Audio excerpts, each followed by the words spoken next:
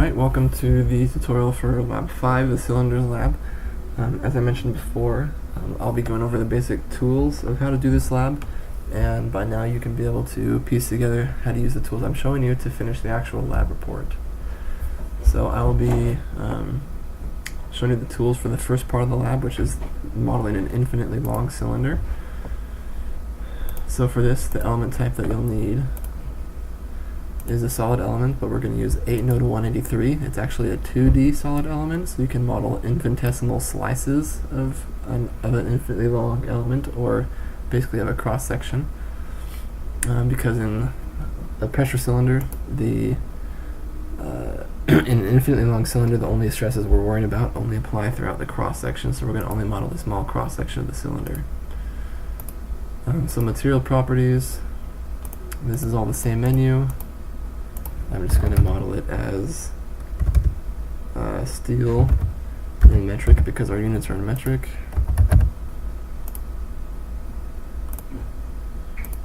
So modeling is the new part. We're going to create actually an area, and we're going to go into a circle here, and you're going to use this partial annulus for both of the parts of the lab. So you'll notice that it says that we're going to model a small part, or we're going to model only a quarter of this, basically. So we're going to model only a quarter of the cross section of our pipe. So our key points are the origin is 0, and then the first radius. You'll notice the inner radius is 0.17, and this outer radius is 0.2 meters. So this is quite a large pipe. But anyway, you can use variables if you'd like. In the up here in the command prompt, you would enter in r equals 0.17 and ro equals 0.12, and then you can just type them in. But with only two variables, you can remember it. And then theta 1 and theta 2 are where your partial annulus starts and stops. So for example, if I type in 90 and 180, it's going to start here and stop over there. So it starts at 0 on the x-axis, and that starts at 90 degrees and ends at 180. So again, started from the x-axis is 0. So that's the entire shape we need to model, actually. And now we're going to mesh it. But this time when you go into size controls, we're going to go into manual and lines, because we want to actually tell this how to divide up our shape. So we're going to tell ANSYS to divide the different sides of this element into different sizes and different sizes of nodes, basically. So if you pick certain lines, we can mesh this line and this line. Actually, let's do all of them. Let's pick all the lines, hit OK, and then we're going to pick an edge length for our element. So you notice that we're in the two radiuses are 0.17 and 0.2, so the difference is 0.03. So I want to have a pretty small edge length. I'm going to do 0.001. So those lines are all divided up pretty finely. So the size of each element is 1/1000th of a meter, or 1 millimeter. Now when I go into mesh, I can mesh this area. And we're going to use a mapped mesh. Basically, we're going to tell it to make our mesh into a grid. So I'm going to pick 3 or 4 sided, so it makes them either triangles or squares. I'm going to pick that area and hit OK. And now we have a pretty darn fine mesh that we're looking at here, which is just what we want for this model, because it's a small, really simple 2D area, and therefore we can choose a pretty fine mesh and still get decent computing time.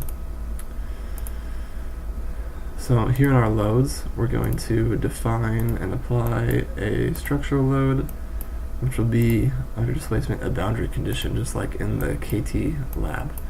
So we'll do a symmetry on areas, on lines, because it's a 2D shape. And we'll choose these 2 lines, and now this is basically modeled as one full cross section. And then the other load we're going to apply is actually a pressure. So we're going to apply a pressure on a line, and you're just going to select the inner line and hit OK. And the pressure we're going to apply is whatever the inner pressure was. I think it was 5 megapascals. And remember, ANSYS always defaults pressure as onto a line, so if I hit positive, it'll be onto the inner surface of the cylinder, which is just what we want.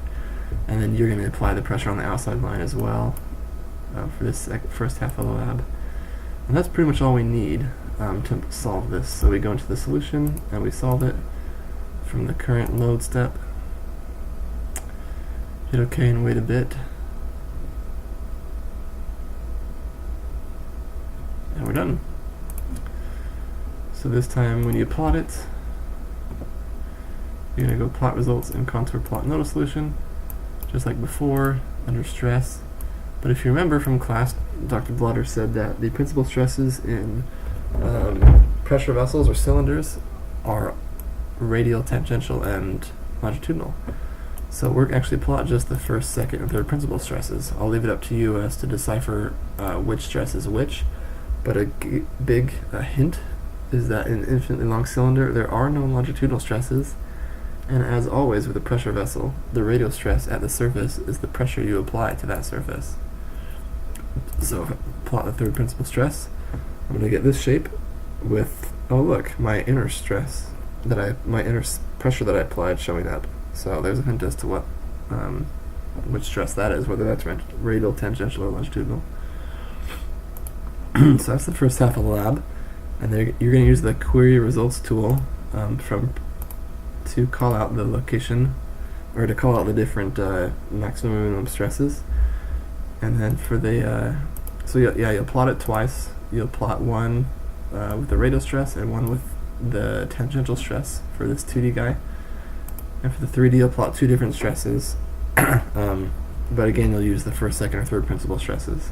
So that's the first part of the lab. So I'm going to clear and start new on this one to show you the second part. I guess I could have kept my same material properties, but I'm going to add another element type. This time we're going to use brick 8 node 185. That's actually a 3D solid element, so we can draw 3D stuff. Same material properties as before. Again, I should have probably saved that code, so I could have just punched it in.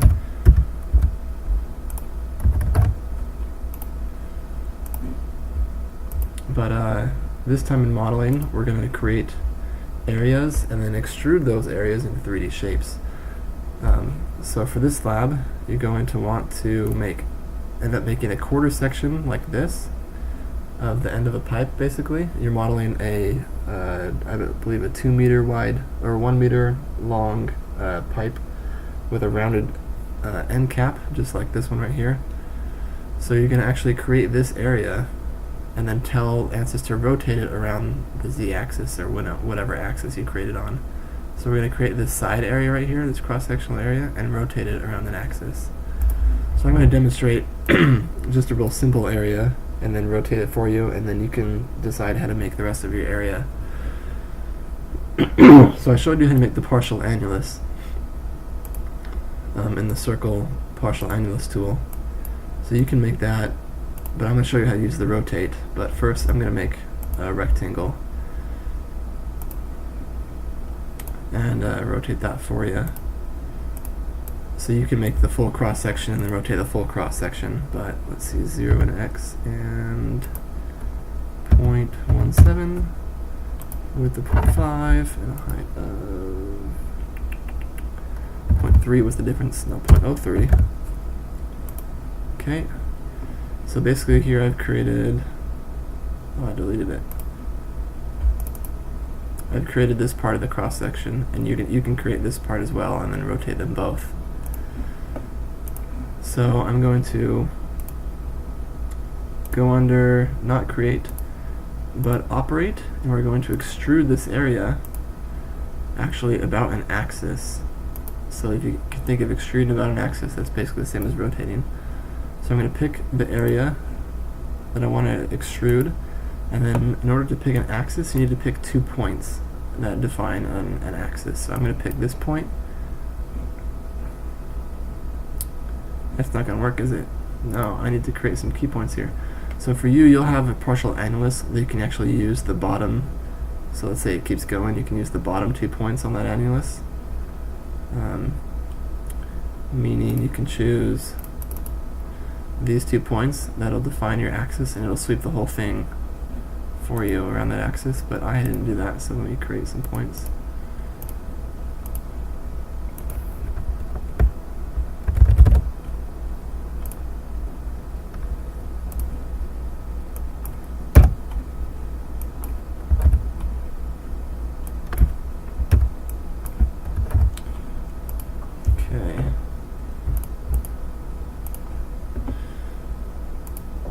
So now when we do the operate extrude areas about an axis, I can choose the area, hit OK, and then choose my 2 key points that define my axis. It's hidden down there. And then it wants to know how far I want to revolve this thing. So I'm going to choose 90 degrees because I want it revolved only a quarter of the way. And there I have my quarter section of pipe. So again, yours will have an end cap on it, but this works too. And now what we want to do is we want to use the mesh tool, and ANSYS will pick an area with a mesh predefined on it, a mesh size predefined, and it will sweep that area through the volume and create a 3D mesh. But you don't really get to choose which area it starts with and where it ends, so we're going to mesh just both of these cross-sectional areas right here, both of these cuts, I guess, and ANSYS will sweep them through the whole shape to create a 3D mesh. So first we're going to split up in size controls an area. We're going to pick this guy. Oh, not all areas, sorry. We're going to pick this area and that area, and we're going to break them up pretty fine. So it'll turn this area into a bunch of squares with that edge length, again 1 millimeter. And then when you use the mesh tool right here, you can tell it to do we're going to do a sweep mesh, so it'll pick that cross-sectional area and it'll sweep it through the volume. So hex, we'll use hex sweep, and I'll hit sweep, and you choose the volume you want to sweep and hit OK. It'll take a while because this is a pretty fine mesh, so let's hope it doesn't take too long in the video. So yeah, good amount, modified some shape warning limits, but that's because we made them really small. So yeah, these are really fine meshes here. Again, it might take a while to solve for you guys, but it would be a lot quicker if I had done this in the beginning. So go to File and Change Directory, and then choose something that's not on the J drives. Choose something on the local computer. You know, anything. Suggest you go under Users and find your own name. Put it somewhere, anywhere you want, and then it'll work on the local hard drive, so that doesn't take so dang long to solve, because this is a pretty darn fine mesh. You may want to try 0.005 instead of 0.001 when you do it for the size controls on those two areas. But same loading conditions as before. You want to apply symmetry boundary conditions to every single cut area. So if you have imagine you have a full cylinder, like basically looks like a giant pill case, a giant pill, and you're gonna, if you will cut your model anywhere, you have to apply symmetry to the areas that you cut. So I'm going to apply symmetry on areas, and these are the 2 areas that I cut in my model, right there and right there. So you can imagine if I mirrored it around those 2 areas, I'd have a full pipe. So again, apply symmetry to any areas that you cut. So on yours, in your model, you'll have these 2 sides, and then you'll have this back face as well, because that'll be an area that you cut. So for the sake of my model, I have to do all the areas that I sliced, which is these 4. But you'll have 3, if you can imagine it. So I'll hit OK. So I have symmetry on all those areas, and it's the same as before. You'll apply a pressure onto an area.